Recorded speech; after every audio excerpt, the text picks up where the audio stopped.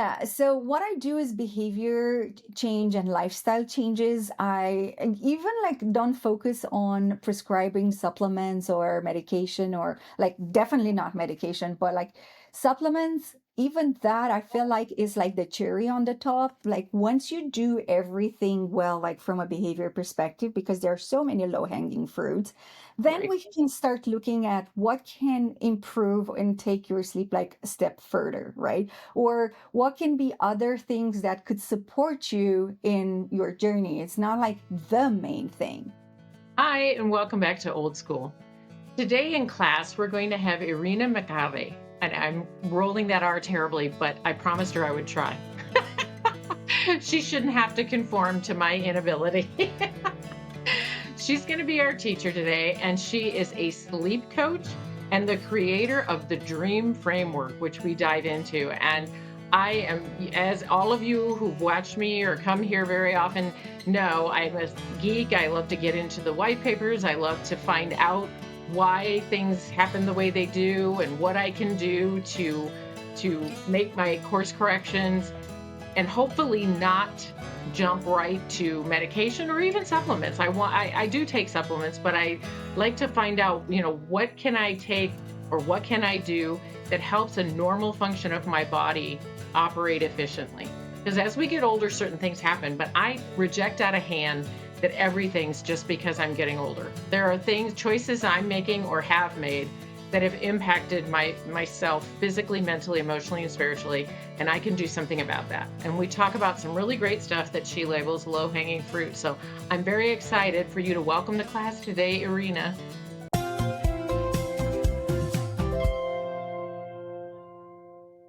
Of your name. Is it Irina Macare? That's fine. Yeah, it works. Well, is that right? So the way you pronounce it is Irina Macare. Macare. So you Okay, roll the R. got it. Uh, Yes. I was But married to an Hernandez, so I am trying to adapt it to the English language and take make it easier to pronounce. A lot of people have harder time with the R's and with the, so yeah. we'll do our best. I try to accommodate, and I've gone to Slovakia and different parts of Europe for different mission trips, and so I've learned to, jumble vowels and consonants to get where we got to go. My favorite tennis player is Djokovic, and how Yeah. his name starts off. Yeah. And Yeah. Romanian language is a combination of Latin with Slavic. So you have the vowels of like the Latins, and then you have the consonants from the Slavic. So it is, yeah. But I want to try at least to do my best to pronounce everything correctly. So our introduction was through a community online, and absolutely, the minute you spoke up and said that you are in the sleep realm, I here at Old School we work on getting and maintaining health and healing in the physical, mental, emotional, and spiritual. And my physical journey has very much included the desire not just to get sleep, but like to maintain it, to stay asleep, to understand. I've never been somebody who just goes straight for medication or even supplementation. I want to understand the root of why what's happening. Like if I get a headache, but I'm a bookkeeper, if I've spent the day staring at a screen, then I get up and go out and take a lap around the building in the sunlight, and it invariably releases that. I know a lot of people would grab the ibuprofen and plow through, but I'm not made that way. I'm not saying I'm toxin free.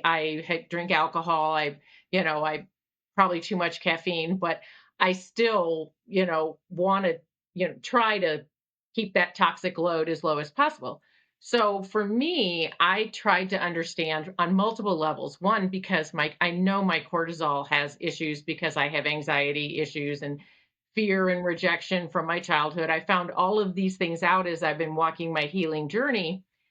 And I also, because there's this lovely little thing that goes right around my midsection at 63. So, all these little components, and people don't think about holistically, mentally, emotionally, and spiritually, the things we hang on to, we internalize, they're cellular, they destroy stuff.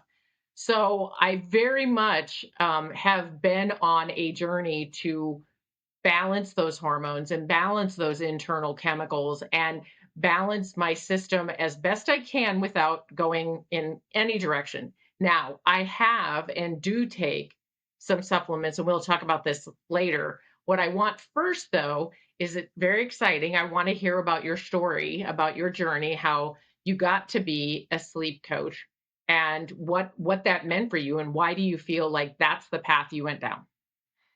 Well, Michelle, what you're saying is like honey to my ears. And that reinforces me the fact that I'm in the right place and talking with the right people. Because in my practice, I like to explain a lot the whys behind the what, because people are doing well with reason, not with rules. So there is not a lack of knowledge. There are some people who don't know and don't understand anything, but like even if I tell you what to do without understanding why, people will be less compliant. So I love explaining the whys behind the what. So yeah, I'm so happy that you started with trying to understand more about like what we're doing and why we're doing, because that also allows us the flexibility to adapt based on our life circumstances, our age, our gender. So it gives you like that flexibility that strict rules would not. So yeah, I'm really happy that we started with this. Well, and I think too, like people want to label what we eat as a diet, as a this, as a that. I consider it a lifestyle because I competed in bodybuilding. I was a certified nutritionist. I own GNCs, and people would come in and want me to just tell them what to eat and stuff.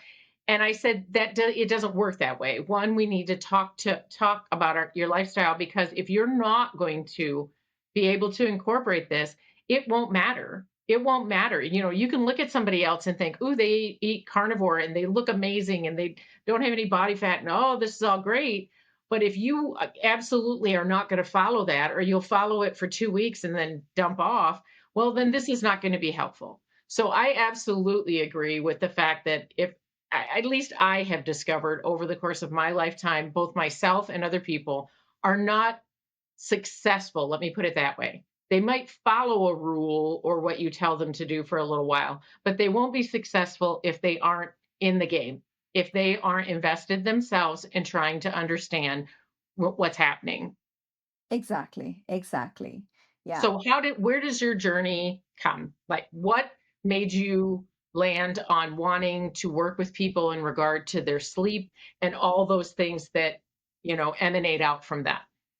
Yeah, so to understand a little bit like how I became a sleep coach, because sleep coaching is not a very common thing, you have to understand a little bit about my background. So I'm an IT engineer by education, and I've been working in IT for 16 and a half years old. And my journey, I'm a very motivated, a type driven person. And of course, like I burn out multiple times. And with burnout comes sleep problems because stress and overworking leads to imbalance in your nervous system. So the first time when I started experiencing sleep problems, I was living in Ireland, and medical system in Ireland, let's say it's not so great, and it has like a lot of like steps until you get to a specialist. And I knew that I didn't want to go on the medical approach, and I knew I didn't want sleep medications,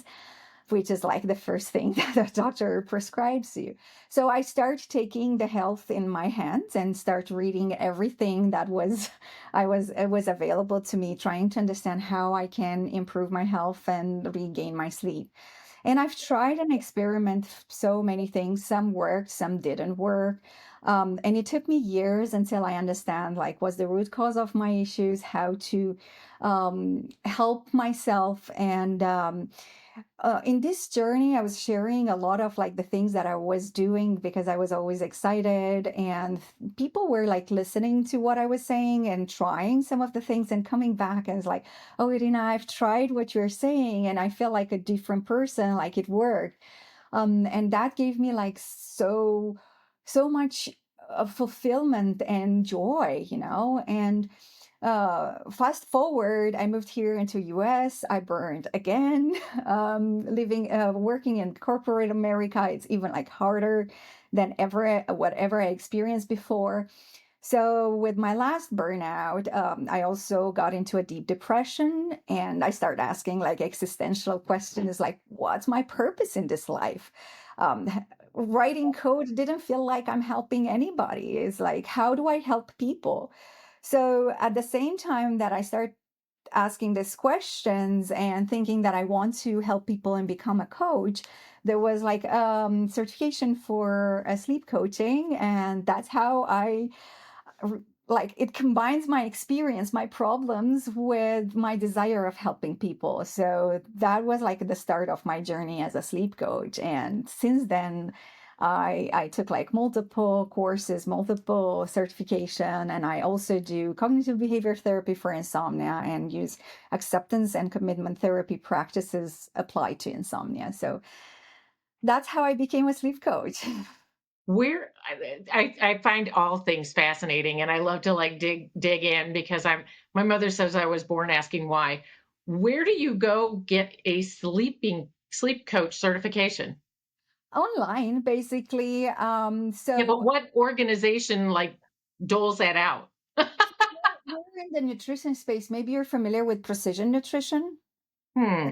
Precision nutrition is it's one very famous company for nutrition certification. They're very they are well known for their evidence based and research based education. So, and they have like a very interesting approach, not only as like this diet or this diet. It's more like combines motivational interviewing and like working with a client. And so I love them, but like that time in 2021 was like the first time they actually launched a new certification, which was not only about nutrition, it was sleep, stress management, and recovery. So it was like the first year they launched that certification. I felt like that was like a sign for me. And then after that, I found the sleep coaching school, which also provided. So the precision nutrition was like mostly for coaches who wanted to include sleep in their practice. So it felt like more in addition to your existing practice, but I wanted to become like a sleep coach as a standalone. So that's when I started looking for other certifications. So the sleep school, the online sleep coach certification was for sleep coaches standalone. Okay. And then there are like certification for cognitive behavior therapy for insomnia, which are for healthcare practitioners. So you don't have, it's not necessarily a coach. You can be a therapist, like a medical provider. So I'm not a therapist. I don't do therapy, but I use the tools from like all this systems through a coaching lens. So Interesting. my scope of practice ends at when we start digging deeper into the whys you're feeling the way you're feeling. So I focus more on goals and on the future, helping you to change behavior to achieve your goal. I'm not focusing on fixing trauma or other like Mhm. disorders. So that's where I'm referring out. And does this type of certification work well or contrary to like those sleep institutes where they are the sleep institutes more checking physically what's wrong with you, like apnea and breathing and stuff like that? So that's more sleep medicine where they're treating like sleep disorder. That's outside of my scope of practice. And I have to be honest, like the challenge that I'm facing right now is that I didn't find like one single place where they offered everything. So I had to Yeah. do like that's why like I go on to like multiple places to get my knowledge where I feel like there is a gap. So yeah, you have I Awesome. yeah. And do you collaborate with people who maybe do parts of this process that aren't your wheelhouse? Exactly, exactly. I'm building my own network. I'm part of a community of medical providers, which is organized by this amazing Dr. Nishi Bhopal. She's a sleep doctor and psychiatrist, and she has this community where she's helping medical provider to learn more about sleep, and that's where like I find a lot of good medical providers where I can refer out um, my patients for different disorders. And I also have like a local network here in Seattle. Like I'm based in Seattle, Washington. And if I have any local patient, like clients, I'm trying to have a network or of medical providers that I can refer out. Yeah. That you can trust are in the Yes. same vein. Yes. Awesome.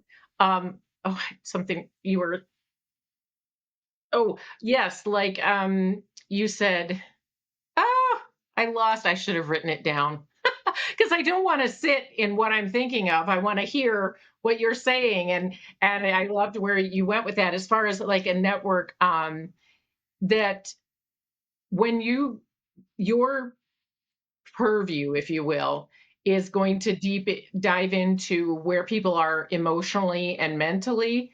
And in that physical realm, I've had on people who are brain trainers. Have you ever heard of Dr. Amen? Yes, I know Dr. Amen. Yeah, yeah, yeah, of course.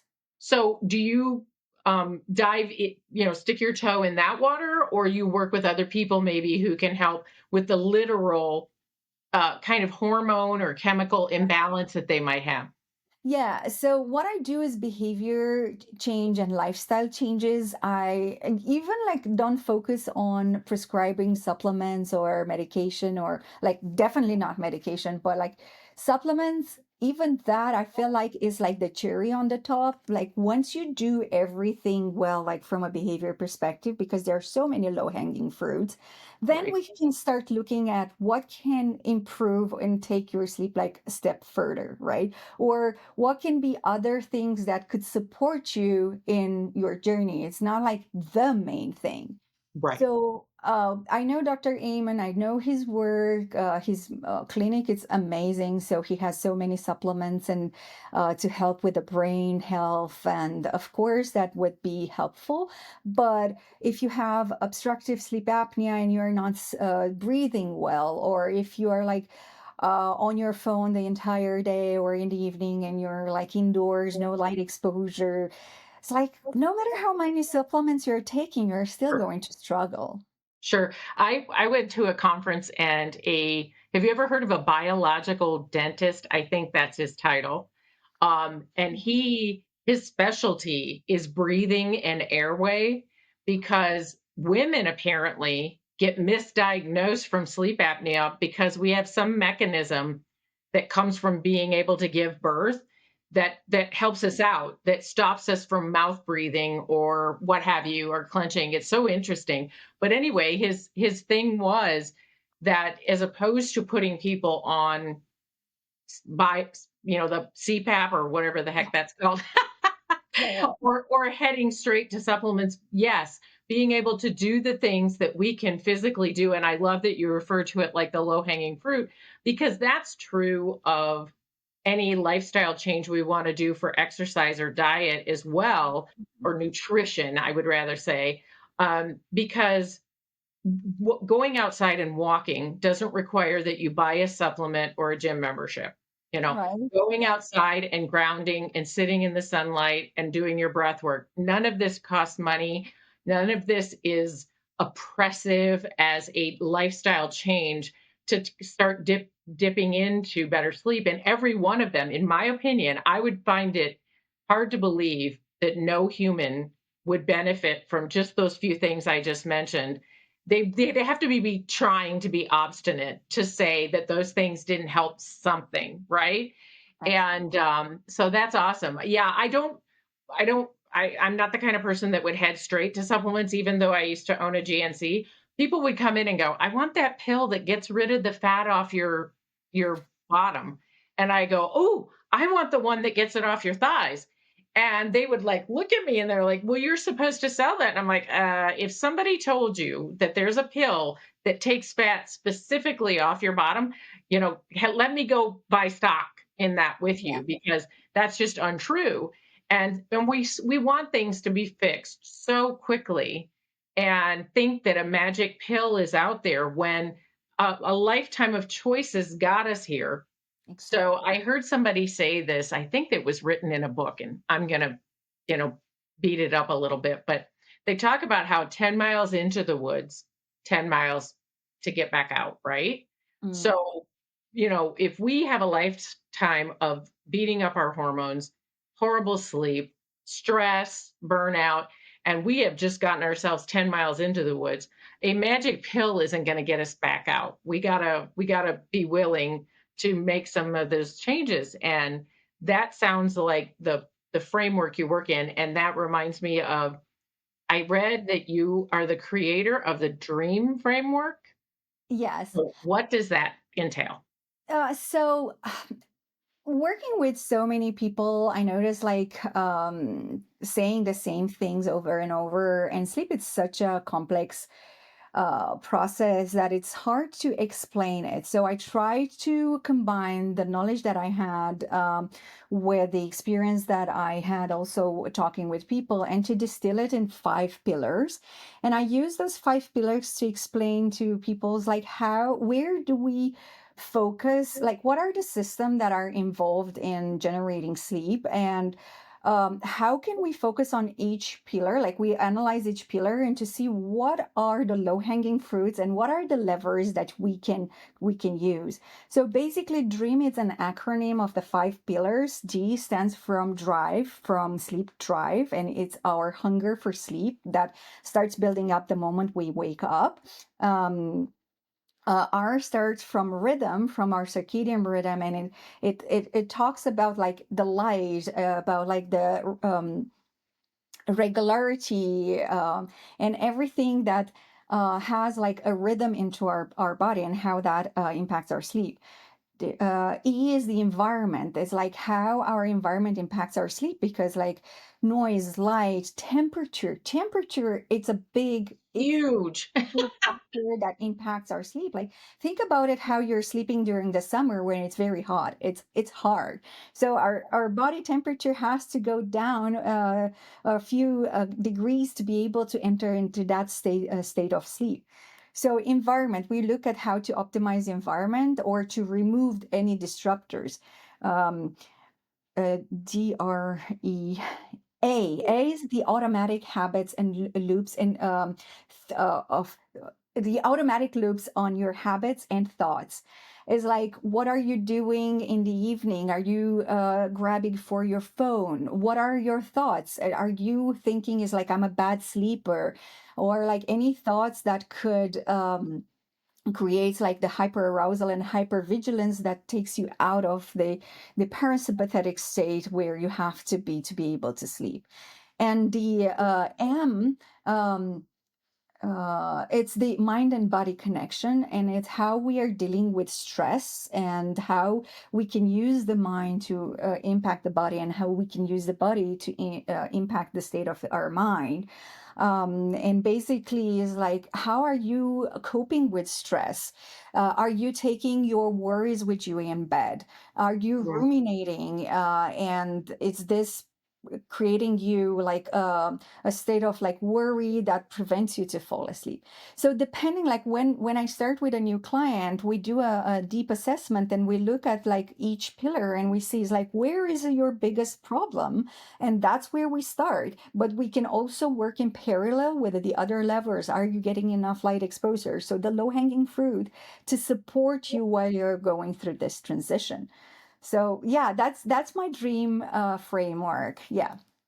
Well, and that's awesome. And people so love acronyms and stuff too, Yes. but I think that's awesome because those are exactly. I went on in a master class. I don't know if you're familiar with Dr. Pompa or Dr. Cole. They talk about cellular healing and everything that we do, all the stress we take in, or even food or toxins or whatever, all are so cellular and damaging, and a lot. for the men, we tend to focus on physically what's happening. We think that something physical will fix what Mhm. we're what's going on.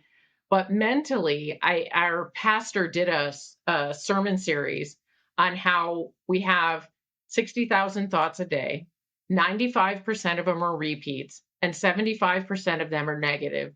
So if those, like you said, the loops, if those loops are going on all day long, like I used to wake up in the middle of the night, and it still does happen occasionally.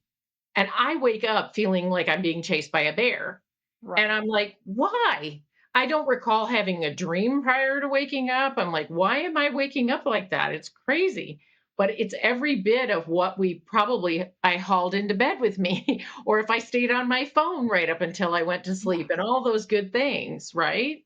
And you know what, Michelle, is that it's very hard to control your thoughts. It's like, and that's another thing that I focus in my coaching practice is like focusing on what you can control and focusing on you cannot control. So trying to control your thoughts, it's very hard, but how do you react to those thoughts is what makes the difference, you know? Because like allowing wakefulness to be and accepting it, it tells your nervous system that you're safe. So yeah, it's like what you can control and what you cannot control is like how do you react to that. Well, and I can't imagine that being stressful because we're controlling creatures. We want to be in control of so many things that we absolutely can't control.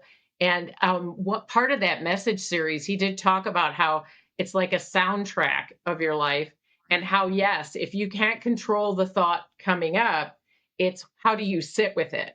How does you keep it as part of your soundtrack? Does it stay like a rut when you're going down a country road? Or do clear the way for a more a smoother path, if you will. And that's absolutely a lot of like my healing journey too, was deciding if I want to sit with the thoughts that I have been a victim, Mhm. or do I want to sit with the thoughts that I'm still one, right? Yeah. And so that makes a lot of sense. That's awesome. I absolutely am fascinated by science. I read the white papers on things I put in or on my body, or cool processes that are out there. And this resonates so much because as I went through the thing that with Dr. Pompa about cellular healing, it was also talking about, you know, every bit of in the morning when you wake up, try to have your schedule with your circadian rhythm was in the past that you woke up when the light came up and you went to bed when the light went down, right? That's harder this time of year when it's dark until 7 in the morning. And sundown's at 5:30. So, but here is there we have some tools that we can use, and I actually have this besides me. Like these are like some light glasses that you can use, and like I like to put you wear them like in the morning Oh, to get interesting.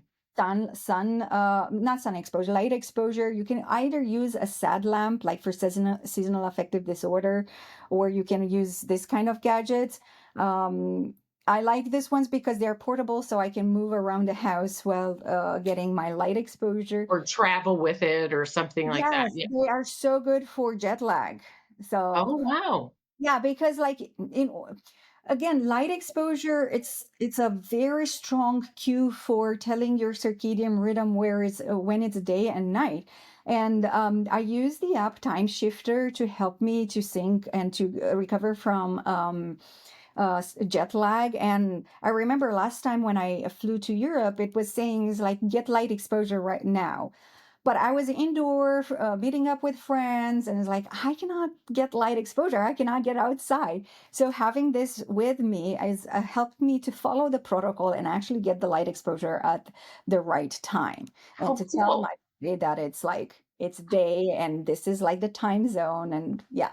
So How interesting. I love that kind of stuff. I mean, like I said, tried to do, I'm sure there's thousands of things out there, but I've tried to do all the things that, like you said, are the low hanging fruit that are free to do, like not looking at my phone for at least a half hour before I go to bed, all these things to try and my bedroom doesn't have windows. So it's like a meat locker. It's very dark. Mm. There's no sound, there's no even lights from an alarm clock or a TV. I mean, it is like a vault, bank vault.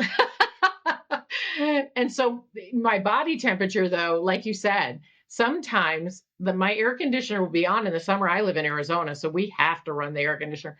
But I will, for whatever reason, and I'm 63, I'm postmenopausal, but I'll just have a heat up. I'll feel like a crock pot. And man, that will just immediately end my sleep. So every bit of those layers that you talk about are so important, and important that we have, we talk about emotional intelligence and emotional awareness or mental awareness, all those good things. Well, I think we have to have a sleep intelligence, right? We have to understand all the things you're talking about before we just leap and try, 1,000 different things. We need to understand why that's happening in the first place, or even just why in the sleep cycle those things Yeah. happen. So that And it's been, oh, go one ahead. thing I want to mention is that here is where I want to reinforce the idea focus on what you can control and what you cannot control, because we cannot control sleep. And a lot of like my clients are the perfectionist A-typer who wants to sleep, and they are used to control and have control on and everything. But sleep is like a cat, the more you try to you go through it, and you're making it to like you're trying to force it to come to you, the more will run away.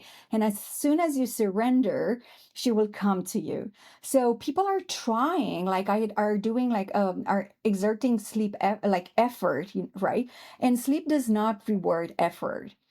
And that's the hard In thing. fact, effort probably is antagonistic to sleep, right? Exactly, because effort, like our body and our nervous system, associates effort with danger and gets into the hyper arousal, like a hyper vigilance, and that's not a state where it invites sleep.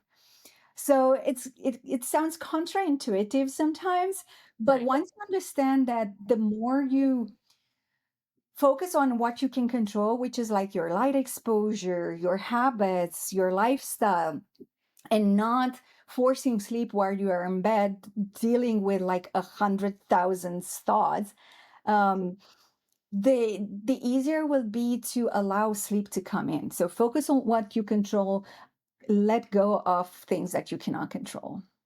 Beautiful. Well, this is so cool. I'd love to do something longer.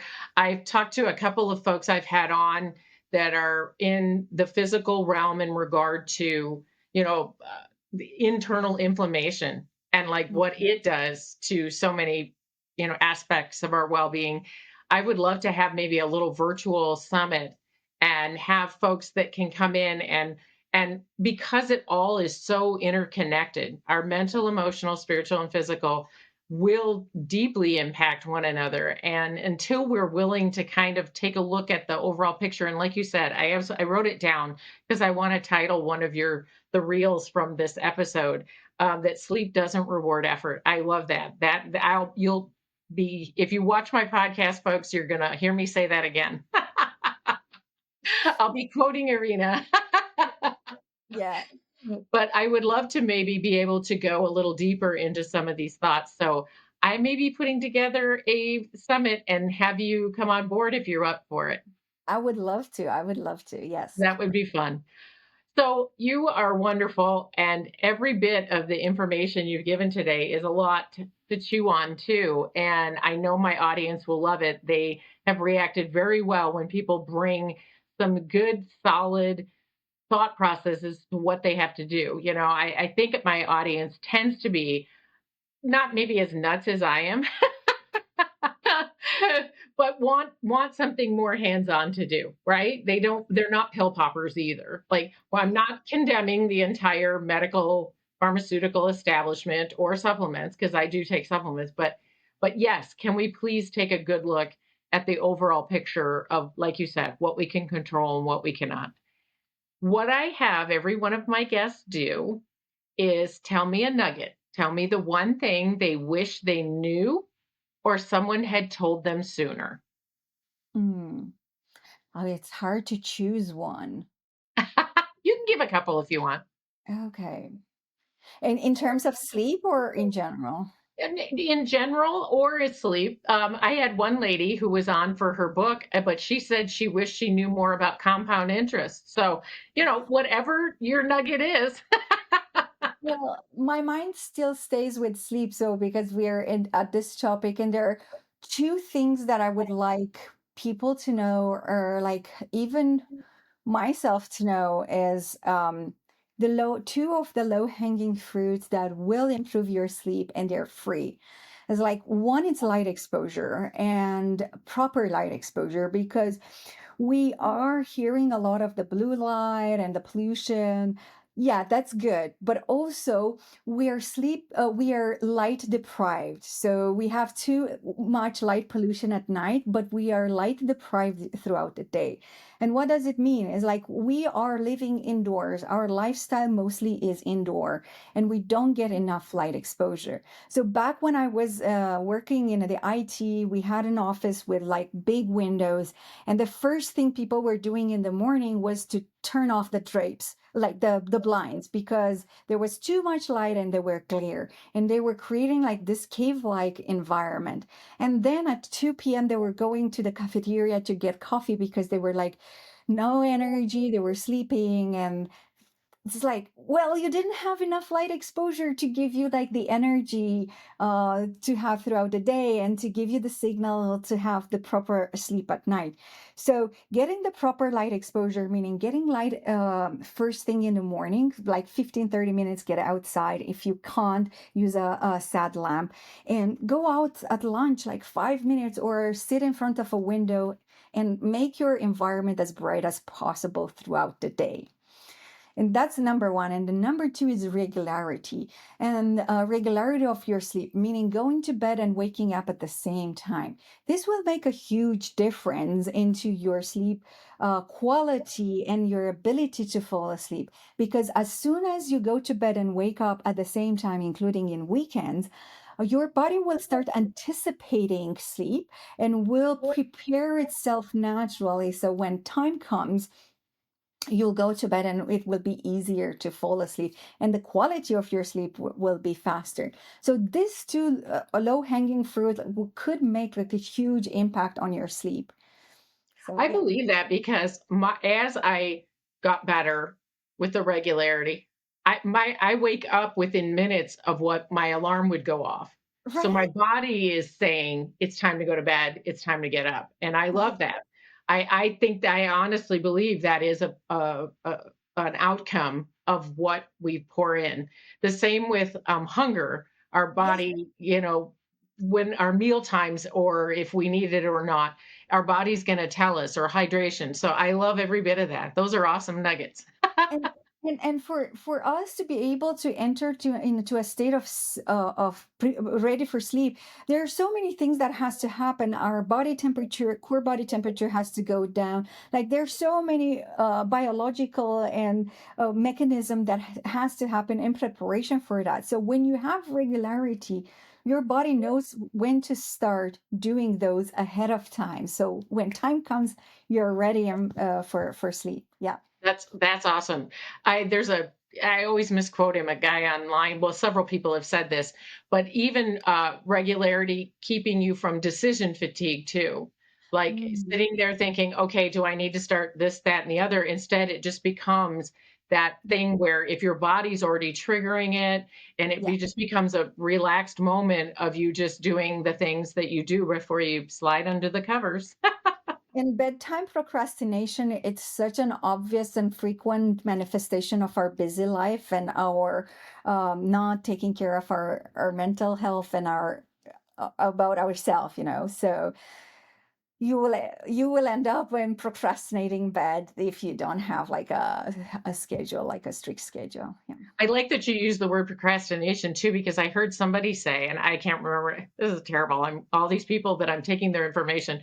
But anyway, somebody talked about how when you hit the snooze bar on your alarm, that's the first thing that you decided to do for the day was to Mm. procrastinate. I was like, oh, That's an interesting perspective. I didn't think about that. I'm like, you're setting the tone for the day by procrastinating? No. So with the minute my alarm goes off, if I make it to my alarm, I'm up. I'm just like, okay, my Yeah. body, everything is saying it's time to get up. So stop that. I love this so much. Thank you for sharing that. Yeah, I I was. forget who said it. If I remember, I'll email you. Yeah, yeah, yeah, yeah.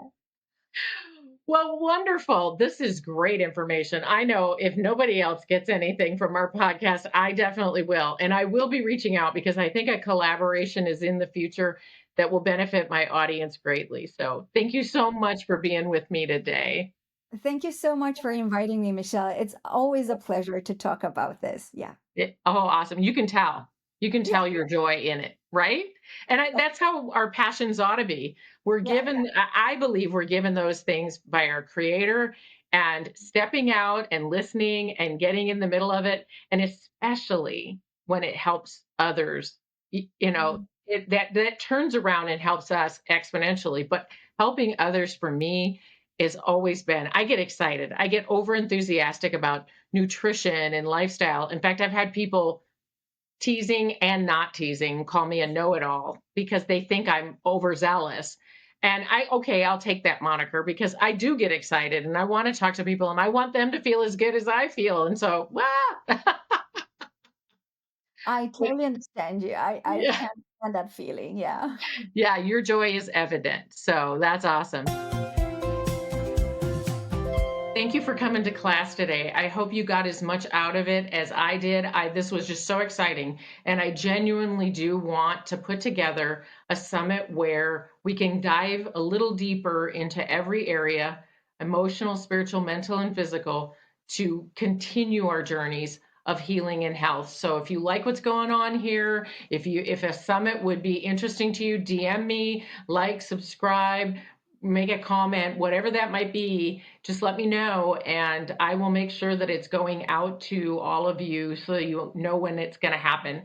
If you really want to know when things are coming, you can go to my website, michellevrabel.com, and sign up for the newsletter, and I will get you that information. And I don't send out a newsletter every day or every week. I do like one a month.